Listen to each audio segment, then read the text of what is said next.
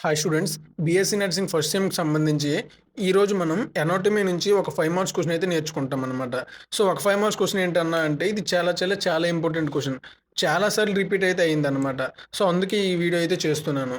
Because ఈ video మీకు ఖచ్చితంగా యూజ్ అవ్వాలనే కోరుకుంటాను. బికాజ్ ఈ క్వెషన్ అనేది ఎగ్జామ్‌లో రావాలని కూడా కోరుకుంటాను. ఎందుకంటే చాలా సార్లు రిపీట్ అయింది. మాక్సిమం ఇది సప్లిమెంటరీలో పక్కా క్వెషన్ అనమాట. అంటే ఒకవేళ పబ్లిక్ ఎగ్జామినేషన్‌లో రాకపోయినా సప్లిమెంటరీలో వచ్చేస్తుంది. ఒకవేళ రెండింటిలో వచ్చినా సరే ఆశ్చర్యపోవాల్సిన అవసరం లేదు. మీ కింది టియర్ బ్యాచ్‌కి కూడా ఈ ట్రాన్స్‌లేషనల్ ఎపిథీలియం అనేది వచ్చిందనమాట. సో, మనం ఈ ట్రాన్స్‌లేషనల్ ఎపిథీలియం అంటే ఏంటి? ఈ 5 మార్క్స్ క్వెషన్ ఎలా రాయాలి? విత్ నోట్స్‌తో సహా మీకు క్లియర్‌గా చెప్తాననమాట. సో, వీడియో చివరి వరకు చూడండి. అలాగే ఒక రఫ్ నోట్స్ పట్టుకొని, ఒక పెన్ పట్టుకొని నేను చెప్పే నోట్స్‌ని నోట్ చేసుకోండి. ఎందుకంటే చాలా సింపుల్‌గా చెప్తానన్నమాట నోట్స్. సో, నా శాయశక్తుల నోట్స్‌నైతే చాలా సింపుల్‌గా ప్రిపేర్ చేశాను. సో, నాకైతే ఈ నోట్స్ సింపుల్‌గానే అనిపిస్తుంది. ఒకసారి ఈ క్లాస్ మొత్తం విని, ఆ నోట్స్ మీరు రాసుకొని, మీకు సింపుల్ అనిపించిందా లేదా అని అప్పుడు కామెంట్ చేయండి. సో, ఇక లేట్ లేకుండా వీడియోలోకైతే వెళ్ళిపోదాం. First translational epithelium. ఇప్పుడు మీకు చూపిస్తున్నా కదా ఒక డయాగ్రామ్. ఈ డయాగ్రామ్‌ని ముందే మీరు వేసేసుకోండి. ఎందుకంటే ఈ డయాగ్రామ్ అనేది కింద బేస్‌మెంట్ నుంచి పైన సర్ఫేస్ వరకు కూడా డయాగ్రామ్ అనేది నీట్‌గా ఉండాలి. సో, ఇక మీ ఇష్టం. తర్వాత ఆల్సో నోన్ యాజ్ అని రాస్తారనమాట. ఆల్సో నోన్ యాజ్ అని రాసి యూరోథీలియం. సో, ట్రాన్స్‌లేషనల్ ఎపిథీలియంని ఎనదర్ వేలో యూరోథీలియం అని కూడా పిలుస్తారు. ఇలా యూరోథీలియం అని పిలవడానికి కారణం ఏంటంటే the translational epithelium is almost confined to the urinary system. That's why called urothelium. So, మీకు బాగా అర్థమైందని అనుకుంటున్నా. అంటే ఇప్పుడు ట్రాన్స్‌లేషనల్ ఎపిథీలియం అనేది ఉంది కదా! సో, ఆల్మోస్ట్ కన్ఫైన్డ్ అయిపోతుందనమాట. యూరినరీ సిస్టమ్ దగ్గర వరకు వెళ్తుంది. అందువల్ల యూరినరీ సిస్టమ్‌లో ఉంటుంది కాబట్టి దీన్ని యూరోథీలియం అని కూడా పిలుస్తారు. సో, మీకు బాగా అర్థమైందని అనుకుంటున్నా. ఈ పాయింట్ అయితే చాలా మెయిన్. ఈ పాయింట్ చూస్తేనే మీ పేపర్ కరెక్ట్ చేసే సార్‌కి ఒక మంచి ఇంప్రెషన్ అయితే కలుగుతుంది.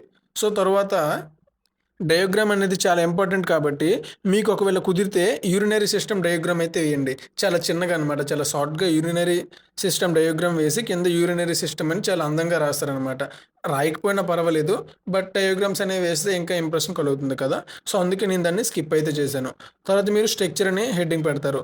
స్ట్రక్చర్ అని హెడ్డింగ్ పెట్టేసి స్ట్రక్చర్ ఎలా ఉంటుందంటే ఇందులో relaxed state and extend state అని ఉంటుంది. ఈ రిలాక్స్డ్ స్టేట్‌లో బేస్ సెల్స్ ఉంటాయి. ఎక్స్టెండ్ సెల్స్‌లో కూడా బేస్ సెల్స్ ఉంటాయి. ఇందులో సర్ఫేస్ సెల్స్, మళ్ళీ ఇందులో సర్ఫేస్ సెల్స్. ఇప్పుడు మీరు చూస్తున్నారు కదా స్క్రీన్‌పై సేమ్ ఇలాగే. సో, ఇది ఎలా ఉందో అలానే చదివేయండి. తర్వాత డైరెక్ట్‌గా మనం లొకేషన్‌కి వెళ్ళిపోతాం. లొకేషన్‌లో యూరినరీ సిస్టమ్ నుంచి ప్రొస్టేట్ గ్లాండ్ వరకు చూపించాలన్నమాట.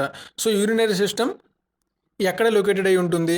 యూరేటర్ దగ్గర అండ్ యూరినరీ బ్లాడర్ దగ్గర అండ్ యూరెథ్రా దగ్గర. సో, ఆ 3 పాయింట్స్ చేస్తే సరిపోతుంది. అలాగే ప్రొస్టేట్ గ్లాండ్ ఎక్కడ లొకేటెడ్ అయి ఉంటుందంటే situated in neck of the bladder అని రాసినా సరిపోతుందనమాట. సో, ఇక్కడ వరకు అయితే సగం క్వెషన్ అయిపోయినట్టు. తర్వాత లేయర్స్ అనమాట. So, translational epithelium is divided into 3 layers. అవేంటంటే basal layer, intermediate layer and surface layer. Basal layer అంటే బేస్మెంట్ ఉంది కదా! ఈ బేస్మెంట్ లేయర్ అనమాట. తర్వాత ఇంటర్మీడియేట్ లేయర్ అంటే టోటల్ మీడియంలో ఉన్న మొత్తం. తర్వాత సర్ఫేస్ లేయర్ అంటే పైన సర్ఫేస్ ఉంది కదా! డమ్ షేప్డ్ సెల్స్ అని ఆ లేయర్ అనమాట. సో, ఈ 3 లేయర్స్ గురించి వివరించేస్తారు. ఇప్పుడు మీకు చూపిస్తున్నా కదా ఇన్ఫర్మేషన్. ఈ ఇన్ఫర్మేషన్ రాస్తే సరిపోతుంది. తర్వాత ఫంక్షన్స్‌కి వెళ్ళిపోతారు. ఫంక్షన్స్ ఏముంటాయి? పెర్మబిలిటీ మెంబ్రేన్ ఉంటుంది. అలాగే వాల్యూమ్ కంట్రోల్ ఉంటుంది. ఈ పెర్మబిలిటీ మెంబ్రేన్ ఏంటంటే H2O అండ్ అదర్ మాలిక్యూల్స్‌కి అలౌ చేస్తదనమాట లోపలికి. ఈ వాల్యూమ్ కంట్రోల్ ఏంటంటే ఫ్లూయిడ్ ఎంటర్ అవుతుంది కదా! ఆ ఫ్లూయిడ్ ఎక్స్టెండ్‌ని అండ్ ఇండక్షన్‌ని లెవెల్స్‌ని అనేవి ఇంక్రీజ్ చేస్తుందన్నమాట.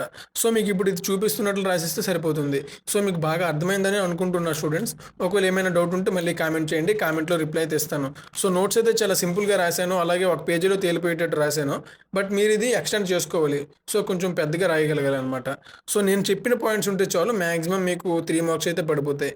బట్ ఫుల్ మార్క్ కావాలి కాబట్టి మీరు ఇంకా ల్యాగ్ చేస్తారు. సో, లెంత్ చేస్తారు ఆన్సర్‌ని. మీరు ఎలా చేయాలని మీకు మాక్సిమం తెలిసే ఉంటుంది. ఒకవేళ మీకు తెలియదన్నా కామెంట్ చేయండి. క్వెషన్ ఎలా లెంత్ చేయాలని సెపరేట్ వీడియో అయితే చేద్దాం. సో, ఇదే స్టూడెంట్స్ వీడియో. ఈ వీడియో మీకు నచ్చితే లైక్ చేయండి, సబ్స్క్రైబ్ చేయండి. ఈ వీడియోకి ఒకవేళ ఎక్కువ వ్యూస్ వస్తే కనుక ఇలా నేను మాక్సిమం ప్రతి క్వెషన్ కూడా ఒక నోట్స్ రెడీ చేసి ఇలా వీడియోలు అయితే చేస్తాను. Thanks students. Have a nice day.